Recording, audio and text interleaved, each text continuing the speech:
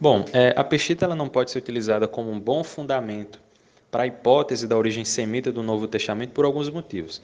Talvez o motivo assim que chame mais atenção é no que diz respeito ao idioma em que a peshita é redigida.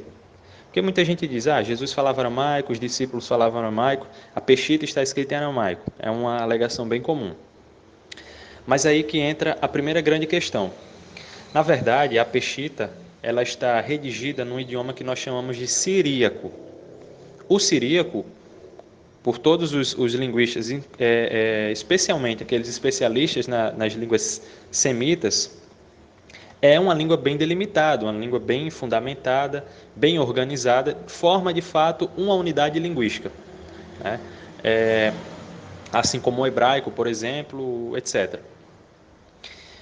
E aí, esse é o primeiro grande ponto que chama atenção, porque o siríaco não era a língua falada por Jesus no primeiro século, nem pelos discípulos no primeiro século. O siríaco, embora ele surja do aramaico, como de fato ele surge do aramaico, o siríaco, né?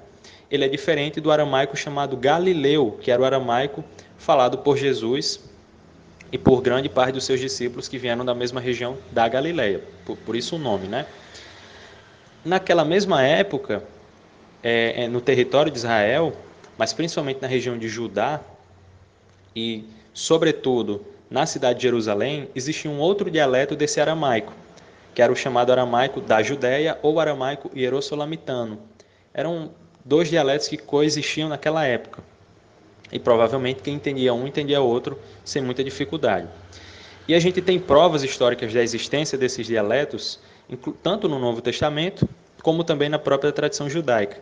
Existem até algumas narrativas jocosas que os falantes do aramaico da Judéia faziam contra os falantes do aramaico da Galileia, do aramaico galileu, porque eles diziam, eles não sabem pronunciar tal palavra, eles não pronunciam isso direito. Eles alegavam que era uma língua mal falada, né?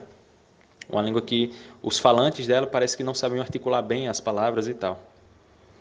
E quando a gente justamente contrapõe essas questões com o que a gente entende a peshita, a gente percebe que a gente está falando de línguas diferentes, né? Embora o siríaco surja do aramaico, o siríaco é uma língua muito bem fundamentada e bem formada, que não parece com o aramaico que a gente encontra, por exemplo, em outras tradições que surgem do aramaico, o aramaico targúmico, o próprio aramaico do Talmud, né? O aramaico de alguns midrashim, né? São aramaicos diferentes de fato. O siríaco, ele surge do aramaico e se desenvolve mais ainda, formando de fato uma unidade, uma língua, né? É, bem delimitada e tal. E um outro ponto que chama a atenção é sobre a própria Peshita com relação à tradição manuscritológica neotestamentária siríaca. Porque muita gente pensa que existe só a Peshita, e na verdade não. Você tem textos siríacos mais antigos do que a Peshita. Esses textos, inclusive o nome já dessa família de textos, né, meio que já entrega isso. É a chamada Antiga Siríaca, que é formada por dois tipos de manuscritos chamados Siríaco Curetoniano e o outro é o Siríaco Sinaítico. Esses dois manuscritos, eles predatam a Peshita, os manuscritos da Peshita, e é por isso que, inclusive, a ideia de que esses textos foram a base sobre a qual a Peshita foi construída posteriormente. Tanto que, manuscritologicamente, por datação, esses manuscritos são de fato mais antigos. E a Peshita seria nada mais, nada menos do que uma releitura desses manuscritos e uma harmonização deles. Tá? Então também tem essa questão.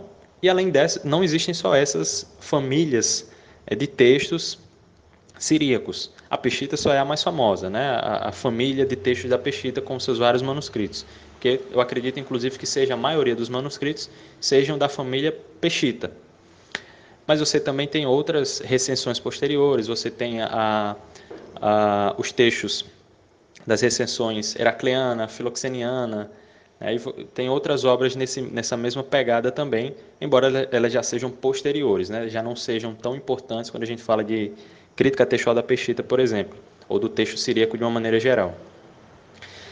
Você também tem a chamada Sírio-Palestina, que é uma outra tradição, só sobreviveu em alguns lecionários em siríaco, tá? Já são menos manuscritos.